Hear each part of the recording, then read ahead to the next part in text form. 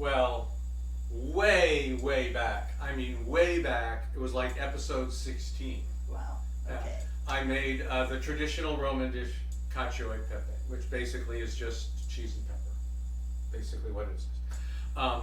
Using that mostly traditional approach that I used at the time, some people have tried it and they've noted that it's hard to avoid clumps of cheese when you're doing it. And, you know, I get that. If you don't do this all the time, the technique can be challenging. It's very easy to, you know, have too hot. I had clumps. Let's just say. Yeah, not so, you know, to mix it and everything like that. You know, to get it so that it comes out smooth. So I decided to search, you know, play with this until I could come up with a technique that I focused on finding an easier way.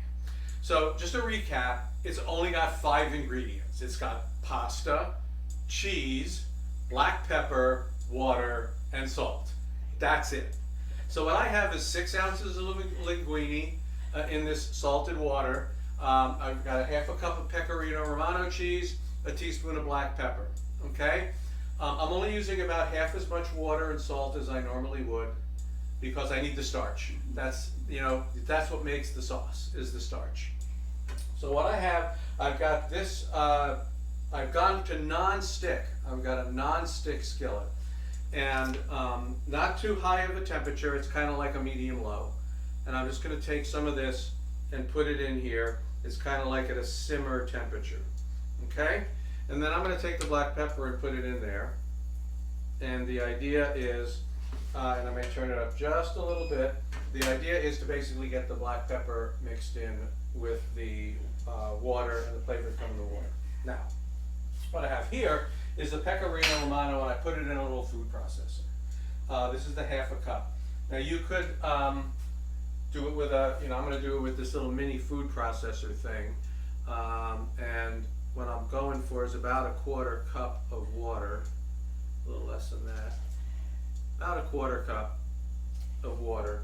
You can do this in a regular food processor, you can do it in a blender, whatever floats your boat. So I'm going to take a 1/4 cup of water, put it in with a half cup of cheese, and I'm going to put this on, and I'm going to try and turn this into a, I'm going to blend it up to give it a little bit of a head start at being a nice smooth sauce.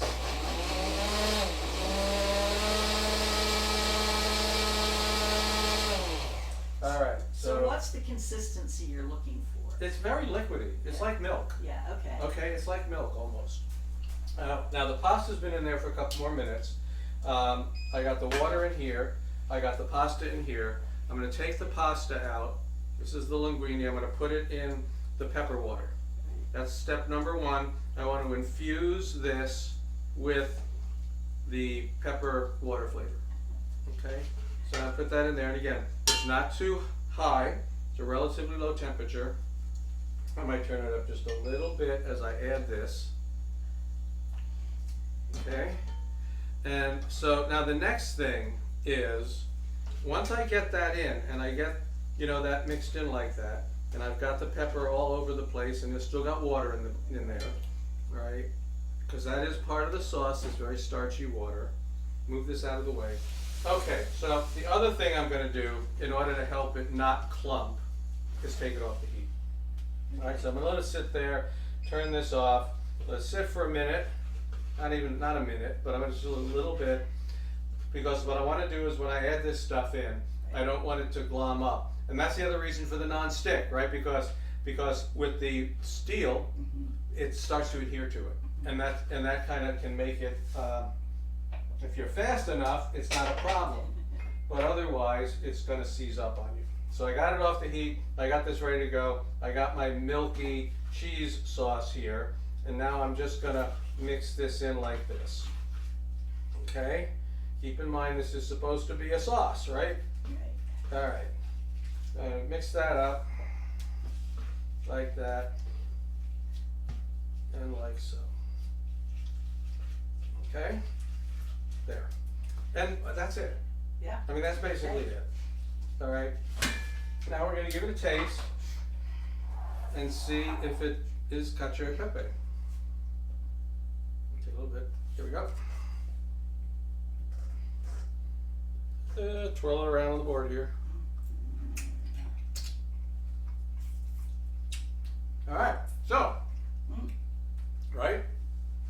no clumps.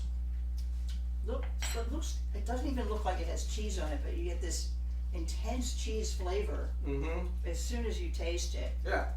And I keep stirring it around. I could put a little more heat on it if I wanted to, right? Just to do it a little bit more, because it's, you know, and it's not gonna clump up, right? Because I created this emulsion of cheese and water, and so I'm not gonna get any clumps in that. So that's it, folks. That is the I call it Cacio e Pepe 2.0. Should be easier. Shouldn't have as many issues with clumping and stuff. So this is a way that you can do it, that if you don't do Cacio e Pepe very often, you can do it this way and you don't have to worry about clumps of cheese. Perfect. We will see you next time.